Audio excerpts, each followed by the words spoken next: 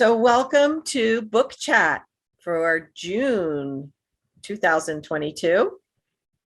Today is a very special day. It's Juneteenth, which we are honoring the end of slavery and the celebration of freedom in this country. And there's a bigger story to go along with that, but I'm not going to give that away right now.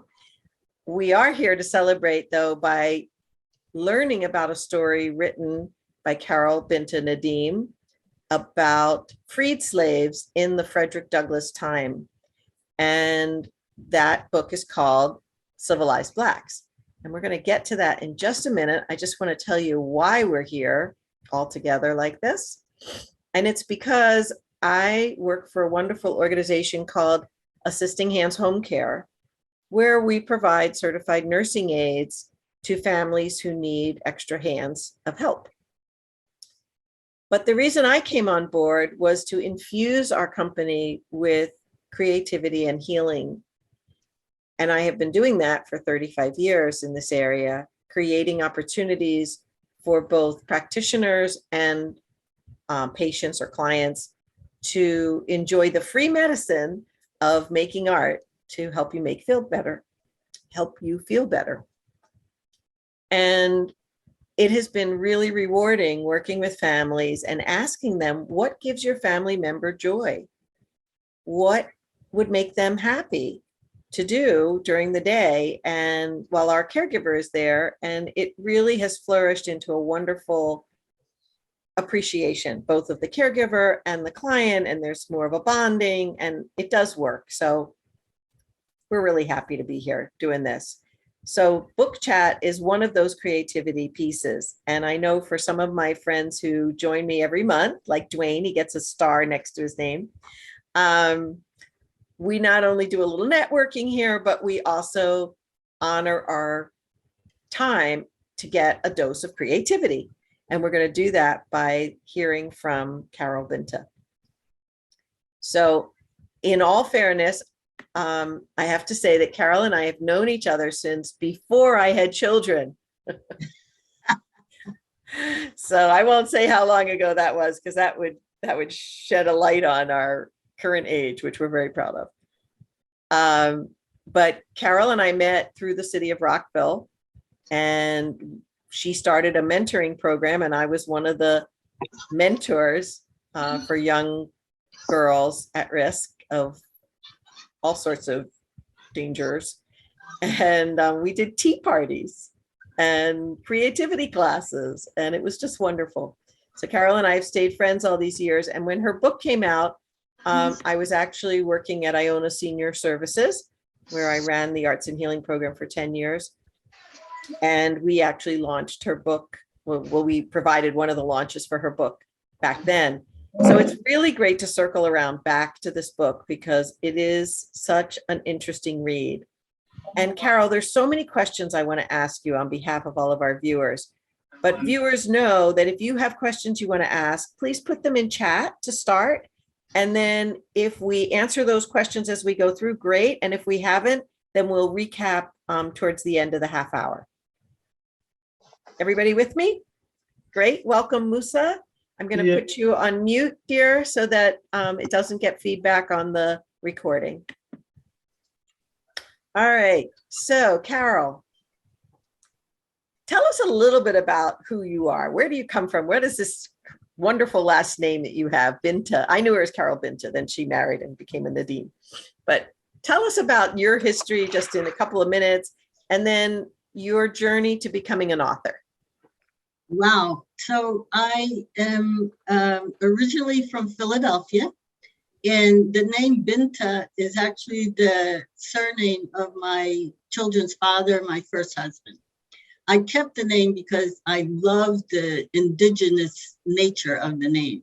So, and also I kept it because when my children were in elementary school, I didn't want to change, I didn't want to change the name after the divorce. I wanted to stay Binta, so they would have Binta as a mom. But, and how it's interesting about the elementary school because it was when my youngest daughter was in 5th grade, she had to read Up From Slavery. And this is written on the back of the book, that story.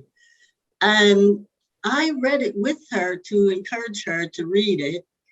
And I fell in love with Booker T. Washington. And I wanted to write a book about his relationship to women, because he was a very strong supporter of women's ingenuity and women's intellectual capacity and stuff like that. So I was like, yeah, let me write something that shows him really supporting a woman in her endeavors. And that's how I began. It took about 22 years before the book actually was published. I started it. I remember I counted back this morning. It was like 1992 when I started writing it. And it was published in 2014.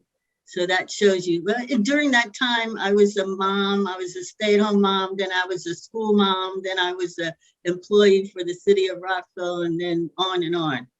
And then I finally had my own psychotherapy practice. So within that 22 years, I did a whole lot of other things besides writing. But I know that when I would be engrossed in writing, and people would call and my daughters would answer the phone, and they would say to the people who answered the phone, oh, my mom's in Alabama right now. She can't talk. And I was so there, you know? So that's a little bit about me. So this is great. This is a perfect segue, because I want to talk to you about why this place, why this story. So we've got the why the story. How did you find this place in Alabama? Well, I created it. It's a fiction. It's an historical fiction. So, but interestingly enough, I feel as though I channeled a character who was a real life character. And I found her in another book when I was trying to validate some of the historical times and the dates and what things were happening at that time in the 1870s. I found this character, and she really mirrored the character that I had created. So I went to Sparta, Georgia, to visit the mansion where that real life person lived. And I actually met that real life person's great granddaughter. And it's just been an amazing experience of feeling as though I actually embodied, because while I was writing the book, I was really just seeing the things. I was seeing scenes and writing about the scenes I was seeing. So it wasn't that much of a creative process as it was a visionary process. So I was seeing these things and I would write about them, and then I'd see some more stuff and then I'd write about it. So it was really like an immersion in the culture of 1870s. Yeah, it really was. So I forgot to ask you if you brought your book with you. Today? Yeah. Oh, yeah. Oh, good. Okay. Because I love when an author reads from their book and gives us a flavor of what the story sounds like. Because we can talk all about it, but until you actually start reading the book, you don't really have a sense of how it feels. So do you want to just read that first paragraph from chapter 1, or do you have a different place you'd rather read from? Oh, I have a place I picked. Okay, great. So Perfect. Let me just say that the book is written in somewhat of a dialect, a Southern dialect. So a lot of times people have more difficulty reading, and then when I read it, it becomes easier for them to think of these. Anyway, it's easier. So we're going to talk about that. We're going to talk about that style of writing as well, but go ahead. Right. And also I want to say one more thing about how I was inspired. One of my heroes is Octavia Butler, and I was inspired by her book, Kindred. It made me know that I could write a book that went back and forth in time. And that's where I got that idea that I could do that. It was sort of giving me literary privilege to do that kind of thing. So anyway, what I'm going to read is when Booker T. Washington is getting ready to come down to start the normal school. He's invited to be with this wealthy family And the wealthy family happens to have a young girl who aspires toward a scientific career. So I'm going to read a little bit about when she was wanting to do that. And her, it was that at a time when girls weren't expected to go even beyond 8th grade. Okay. So it starts, of course, they was paying no attention. So they were all talking about the guy coming, but they weren't paying any attention to her. She was in the room. So of course they was paying no attention to me. It was like I wasn't even in the room. I heard them talking about learning out in the fields, and I was beside myself with excitement.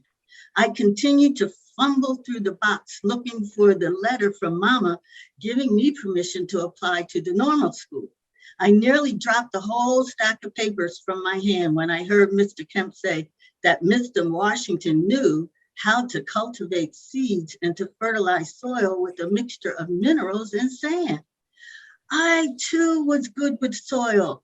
All of those days in the barn making firewood out of cow dung and hay and smelling its rotten stench baking in the hot sun was finally going to pay off. I love to mix things. I was thinking, shucks, I already had my very own brand of cleansing soap, which I had made from all the scraps around the shed. I collected these scraps for months in a big glass jug until I had enough to melt down and make bars of soap. Sometimes I added dried flowers to give it a sweet smell. So it wasn't like tar smelling soap that Mama used to wash clothes. My head was spinning with desire. Then I finally found the letter. I'm going to be an inventor too, I interrupted, holding up the letter. We know you is, said Mr. Kemp. He's one of the teachers. You is gonna invent a slew of little smart rascals just like yourself. And they's gonna take up every seat in this here old schoolhouse, he chuckled. Yes, sir. I believe little Miss Outlaw is gonna double her mama's production line.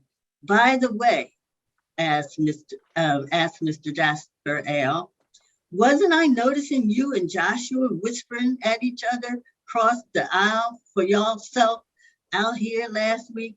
Well, yes, Mr. Jasper, but we was trying to figure out how we was going to pay for our education at the normal school when it opened, I said timidly.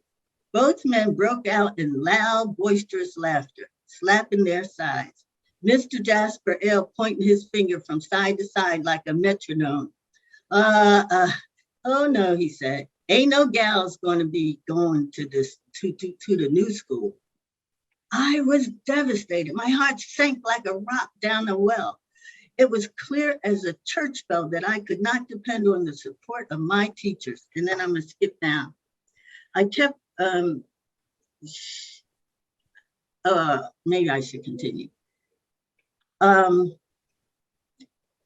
Ain't no girls going to, okay, I was devastated. I could not depend on the support of my teachers. I folded my permission letter and tucked it away in my sweater pocket and headed for the door, mumbling curses under my breath about rat tails and devil horns. I am too, you'll see. I don't need y'all to tell me if I can, I yelled back over my shoulder. I don't need nobody, you hear? Nobody except my mama Tutu. And then she bolted out and she ran all the way home and she ran across the field to her, I'm skipping the passages, but I'm telling you what she did. She ran across the field to her treehouse and she ran up into her treehouse and I hope she kept running until she reached her secret spot. And then she scurried up to the top of the treehouse. And when I stopped, I realized that my sweater was hanging from the ends of my wrists and sweat was pouring from my brow. I wiped my sleeve across my forehead and then I pulled the rest of the way off and threw it to the far corner of my hideaway shelter. I pulled out one of the books and I had stacked along the wall and started writing in it furiously. I could feel the pen cutting into the paper as I wrote. I ain't gonna be no slave. I ain't gonna pick no cotton. I ain't gonna have no heaping nappy-headed children, and I ain't gonna let nobody tell me what I'm gonna do. Signed, Pansy Outlaw, May 23rd, 1859. Ferocious. Yeah, She's a great character. yeah, yeah, yeah. I love her. It's somewhat autobiographical. Oh, I'm sure. I can feel it. I can feel the fire in there. That's great. Thank you, Carol. So tell us how it is that you learned how to write this language, because it's very vernacular, and um, it's almost like you'd have to have a dictionary further from. I was feeling like the author must have had like some sort of crib notes or something saying, okay, instead of this, write that. How did it flow for you? How did you learn that? Well, Because one that's not thing, how you were raised with that. yeah, that's not my language. That's not my dialect. I had a client that was from Jacksonville, Florida, and she said, I can't believe, she read the book and she said, I can't believe that you're talking like that. That's exactly how the people talk where I'm from. How Mm, did you do that? And the only thing I could say is it's spiritual. I was literally in another body. I was in another body when I was writing. So it just came out naturally. It wasn't again and again, I keep saying, I didn't create it, I channeled it. It was that's something that beautiful. came through me spiritually. And how lucky, and the other thing I wanted to say about the book, the reason I wrote the book is because I don't want our young people to only think of Blacks as slaves. I want them to know that Blacks were wealthy during the 1870s. I even Googled it. There were like 10 or 12 Black millionaires during the Reconstruction.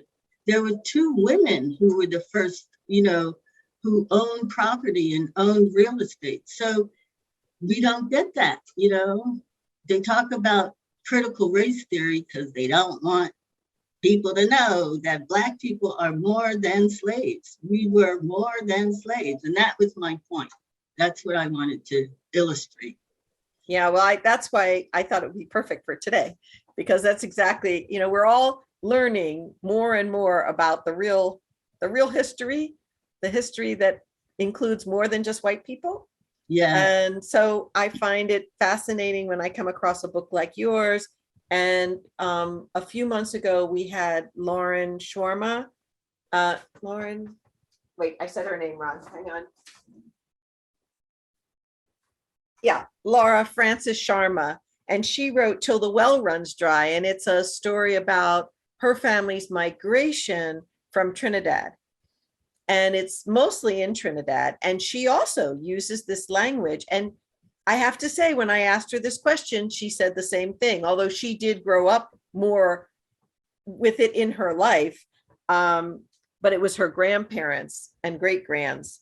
And so, by the time she grew up, she was really a Brooklyn girl from New York. But it's so interesting how that language supports the storyline and takes the reader into your spiritual Alabama.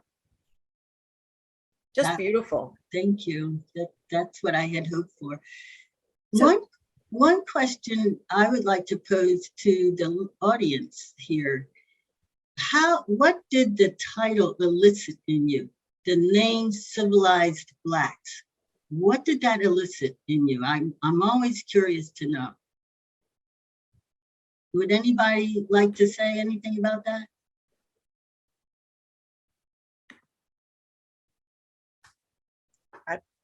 I was going to say, I'm checking the chat right now, and there will be a slide where you can write down, you can get it on Amazon.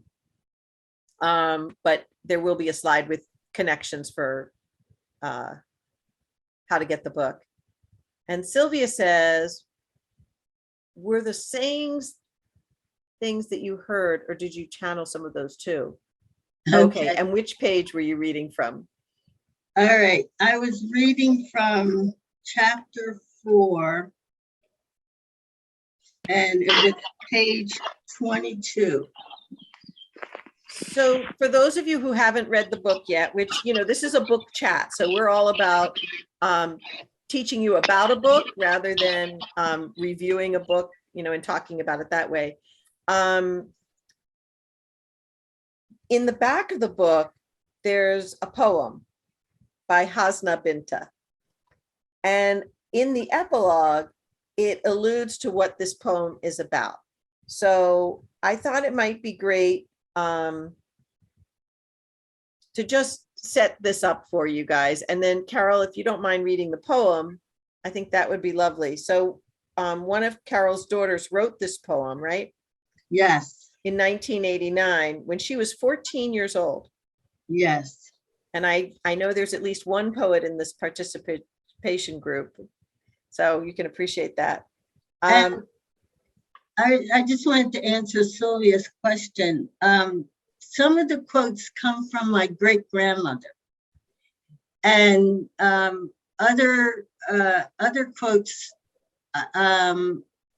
I guess, yeah, they just came from my imagination, but a lot of it came from my great grandmother, who was very much an influence in my life. I knew her all the way up to my first year of college. She was still alive. So, yeah. So I'm going to Adjua, I'm going to read this and we're going to do the poem, and then we're going to come back to you to talk about what civilized Blacks means to you. Okay? Yes. That's so it's this it's more than 100 years after the Reconstruction, and youth like Pansy Outlaw made the statement, "I won't be no slave." With this new generation have statements that make their life. As we remember from whence we have come, let us remember that we are not all descendants of slaves. I believe the following poem describes our best defense in the wake of consciousness. Let the bells of truth ring out in the land, and the broken liberty forever stand as a reminder of the old world. We will always look back with pride. It is for the children that we live out our destiny. Oh, yes. And will you read the poem, Vengeance? Absolutely. Vengeance. It's a bittersweet taste dominating my brain, like a sweetly festering, rotting sugarcane. The drumming cruel beat pounds deep in my head as mayhem constructs and I lie dazed in bed.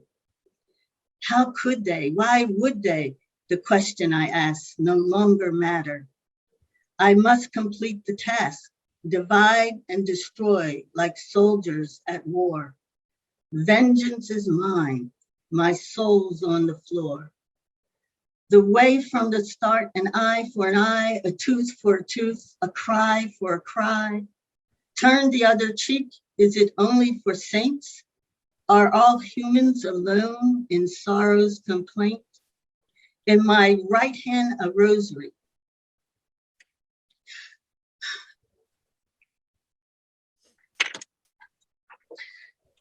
I'm sorry. This was so deep for me. In my right hand, a rosary, my left holds a knife. Do I do as in heaven or as in earth and in life? I must make the decision, a final chapter I must write. Do I stroll in the sunshine or stumble through night? 14-year-old daughter of Carol Binta. Pretty, wow. And I remember exactly the time she wrote that. You know, she was 14, going through. And I was like, that's amazing. I will use that. Yeah. Beautiful. So the picture that we're looking at of the from the cover of your book, can you tell us where that comes from? Oh, yes. Okay. So I worked for the city of Rockville. I had a wonderful supervisor named Charles Wilkerson. I don't know if he's related to the Wilkerson author. I still don't know that. But anyway, he had a party at his house, and on his mantle was this picture. And it's his family. Oh. And I asked him, I said, I need that picture. Can I use that picture for the cover of my book? And he said, well, I'll have to ask my family members first. And I said, okay. And within a week or so, he came in with the picture in his hand and he gave it to me. He said, everybody said, yes, use it. That's fine. So they're real people. And, they're from that era. and it just really touched me that they were, willing to let me use it. Yeah. Oh, that's beautiful. All right, so I'm going to go back to the question that we asked earlier, and Adjoa, you can be first in responding to what the title Civilized Blacks mean to you. And you can unmute yourself. All righty. Hello, everyone. Hi. Hello, Angela. I'm here to support Carol, my friend. I can't even see myself on camera, so I hope I look good. But You anyhow, look beautiful. anyhow, what it means to me is I was thinking about W.E. Du Bois. Yesterday, I was having a conversation. We were talking about ancestors and who we would like to support. And so when I think about the title now, I think I thought about it differently. But now I think about the difference between Booker T. Washington and W.E. Du Bois. They were both coming from a perspective of how can we uplift our people, because you see when somebody doesn't feel that you're human or think that you're smart or all these things that were happening at that particular time, it is in one way that you try to achieve the same goal, which is to uplift and to grow and to have the things that you want for your children and your grandchildren, your great-grandchildren. So when I think about the title Civilized Blacks, I think about those people who were trying to, there was an attempt for them to just do the best that they can and have their children grow up strong and their children, and not to look back on what it was before, how it was before, with the situation of a group of people, Africans or African Americans or Africans born here and born in the continent, but a group of people who all they wanted to do is just live and live in a manner that their children, that themselves can be proud, and that your children can be even more prouder. So I think that's what it is. Civilized Blacks mean that we're human beings and the world civilized. You may not see us as human beings, but we are. So for me, that's what the title resonates and how I feel about it. Thank you. Thank you for that. Beautiful words. Anybody else want to jump in on this? We have a few minutes left, and then I want to make a few introductions too. Yolanda. Yes. Well, the title struck me because I've always, can you hear me okay? Yeah. Yes. Okay. I've always been amazed at how the enslaved have been able to rise above the hard life of deprivation that they lived, and how out of that there were many who became successful, so to speak, or civilized, so to speak. And Carol, I was wondering, from your research, what did you see as the path that they took? What helped them to reach that level and be able to rise above how they had been living? Yeah. Well, as an Adlerian theorist, we all have the intuitive sense of striving. We all strive for success. It's natural. It's God-given. So, that's one thing. It's just natural to strive to overcome. The other thing is that I wanted to say that Du Bois and Booker T. Washington were sort of adversaries during that time. Booker T. Washington believed in industrial and economic strength. And of course, Du Bois was more of an academician. And they didn't agree on the way, but they actually both were, marvelous people trying to help a whole race of people to survive. But they didn't like each other at the time. I don't know. I just went off on that point. I wanted to make that point. And I think that if we had followed Booker T. Washington instead of Du Bois, because most Black intellectuals followed Du Bois, that if we had followed Booker T. Washington, we may have been the Chinese of today. We might have had all the industry that Chinese have if we had just listened to him and built our industrial strength and our, mechanism. He created bricks, and he developed farming instruments and seeds and things like that. So I'm a Booker T girl myself. I Jen, guess, did you want to add something? I'm going to let Jen add one more piece, Yolanda. Thanks. I was just going to say, in response to Carol's question about what the title, what the title meant to what we thought when we saw the title. I think I didn't know anything about the book, didn't know it was historical fiction, just saw the title. And I think to me, what it brought to mind, I thought it was going to be a book about racism from the perspective of how Blacks need to be so much more conscious of appearing to be civilized in a way that maybe white people just never think about. So that's what I was expecting. So totally surprised by what the book is about. Just absolutely impressed, and I can't wait to read it. So thank you. Thank you, Jen. I really appreciate that, because that's kind of what I thought would be the response. Most people think it's going to be a book on activism or, race relations, but it's really a family book. It's a book for family and, just community, and how the Southern hospitality and all that, and it's humorous. There's a lot of humor in it. But I did get one pushback from a Black intellectual about the civilized Black. He was very angry with me, and he wrote me a long thing on Facebook, and he said, what are you saying? We're not civilized. There's only civilized Blacks, and then there's uncivilized Blacks, and so. And it was intended to be controversial. So I responded to him, and I was like, thank you for your comments. I knew it was going to be controversial, and I wanted to hear, what you had to say about it. So yeah. That's great. Thanks. Yeah. Anybody else want to share their experience on this particular one thing you learned today from Carol? I always like to end with something like that. Anybody want to share one of those? I'm going to take a second and say that, Dwayne, do we have a book? You're on mute, sweetie.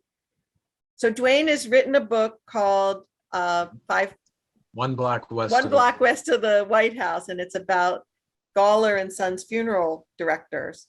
Right, and I will say something about the book in relation to your book. This is the Gawler family ran a funeral home in Washington for 4 generations. It's still in existence now, but when I was writing the book, I was interviewing some of the older Gawlers that weren't even involved other than, their family. And he asked me, he says, we had a lot of African-American help workers that were the backbone behind the scenes. He said, would you please include them in your book? And he says, some of those gentlemen that worked for us, he said, we thought more of them than we did our uncles. So I did include a lot of that in there very happily. And he said he was somewhat embarrassed about their past, but at the same time knew that, they did afford an opportunity for some folks down through those generations. And he just wanted to make sure I shared that in the book. The book I'm told the book is going to be shipped on the 22nd of August. Woohoo! Yay! He's been waiting 2 months. Here, I'll just show you. This is my proof. Oh, that's great, Dwayne. I'm so excited for you. I got like a month ago, so I'm excited. But I applaud you. I applaud you with that writing style too. I have a difficulty reading that style just because that sort of stuff I encounter every once in a while. As a matter of fact, I included a letter in my book written by a couple of the African-American gentlemen because somebody got fired and they sat and typed up this letter to the boss to try and get him to reinstate the associate. So I put it in exactly word for word, and it has some of that dialect that you were referring to and reading. So So cool. I feel like I have a connection with you all of a sudden. Yeah. Even though it's difficult for me to read, but Yeah. it Well, really, and maybe it someday pushed you- Carol will put make it a book on tape. That Yeah. would be Yes, wonderful. I just want to throw in something real quick. There's this book called Princess of the Hither Isles. Now, I'm not promoting this book, but it's written by the granddaughter of the woman I channel. Her Oh. name is Adele Logan Alexander. She published this book in 2019. My book was published in 2014. If you read these two books together side by side, you will see that many of the things that I mentioned in my book are in her book. And this is memoirs. Wow. These are memoirs. So, it really was a spiritual experience. And this That's is true. great. I Can can you feel- I put the can book feel- title in the chat, Carol? Sure can. Thank you. And then I have tried to get in touch with her, and she has eluded me. And I'm beginning to be suspicious that she saw my book and decided to do hers. But anyway, nah, that wouldn't don't be take it that way. that wouldn't be a first for me. Yeah. I've had others of those kinds of experiences. But anyway, I love her, and she used to teach at American University, I believe. So while But- you're doing that, I'm going to also give a nod to Diana Tokaji, who is also a dear friend and author, who was one of our book chat authors. And she wrote an amazing book that she channeled pretty much from her real life called 6 Women in a Cell. And then she also has authored Surviving Assault, which is a really useful handbook, if you will, for those folks who have suffered physical and psychological assaults. And it's a beautiful way to sort of process those feelings and thoughts. And Diana is also a therapist using body and yoga as a way to help heal. So I just wanted to introduce her. Diana, you want to say anything about what's going on with your connection here? Oh, you can unmute. Just a bow to Carol in 22 years. I know this was published a long time ago, but gosh, that is a lot of staying power. And to do it in a way that sounds so graceful through your life and the raising of children, it's exciting to me to hear about. Thank you. And thank you, Diana, for your work. I have used your book with some of my clients to Surviving Trauma. It's excellent. It's an excellent resource book. And somebody had asked where else you can get your book besides Amazon. I know I like to support the local bookstores Yeah. too. You It- might try Friends of the Library. And of course, ask at your local bookstore and they may just go buy it for you. So Yeah. that's always a good thing. It was in Busboys and Poets for a minute, but it didn't last there very long. But and the original publisher, you can get it through them. But I think Amazon is the fastest way. But if you're against Amazon, that's another story. Some You people might are. be able to twist Carol's arm for a signed copy or something. Right, exactly. If you're local. Right. Well, this is fantastic. Any last thoughts about something that you learned today or something that you'd like to share about your experience in the world of civilized Blacks? Happy to hear it. We're going to go to our last slide, which I forgot all about, and let you know that we continue to educate through Zoom, through What's Your Plan every month, and where we have experts in the field of aging talk about their expertise. We had Jen Gruber on not too long ago to talk about how to coach adult children who have parents that are failing. And she's an expert in that world. And Death Cafe is actually going to be live for this summer. We had a live Death Cafe, or in person, as somebody told me I should say, in June. And for July and August, we're also going to be in person. And we're right here in East Rockville at the Al Carbon restaurant, cafe across from the Metro. And thanks, Candace. She says, thanks so much. Beautiful presentation. Yes, thank you, Candace. So if you need support in the home care world, feel free to reach out to me. We do educational conversations with families all the time, and we're happy to do it. We have so many resources we like to share. Yeah, Carol? I met her Molly through a book. Do you want to Oh. mention? Yeah. And she Cool. just won an award for her book. Oh, that's great. Yes. And I'm actually caregiving for my 99-year-old mother at my home. And her Molly came and did a whole ritual for her. She did I'm so happy about that. Yeah, she did a healing ceremony and my mother loved it. Yeah. Oh, that's fantastic. Yeah. Yeah. So all of our book, there it is, Sacred Death. Yeah, Thank you, Jen. Yes, yes. All of our book chats are recorded, edited, and then put back on our website. So you can look on our website under the video blog library. And, they all run about a half hour. So, it's like your very own personal story right there. So Carol, what's next for you? Any new books coming out? Yes, actually, I'm working on 3 books at the same time. I'm a Gemini, so I do all this multi experiences. Anyway, I'm working on a sequel to Civilized Blacks, and it's going to focus on the friendship between the 2 women who are main characters in the book. It's going to focus on that. And then I'm working on a travelogue with one of my best friends who traveled with me for 2 years in Europe and Asia. And then I also wrote a short story, which is a love story. So I'm trying to get that out. Wow. So, yeah.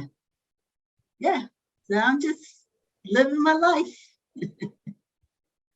That sounds living large. That sounds fantastic.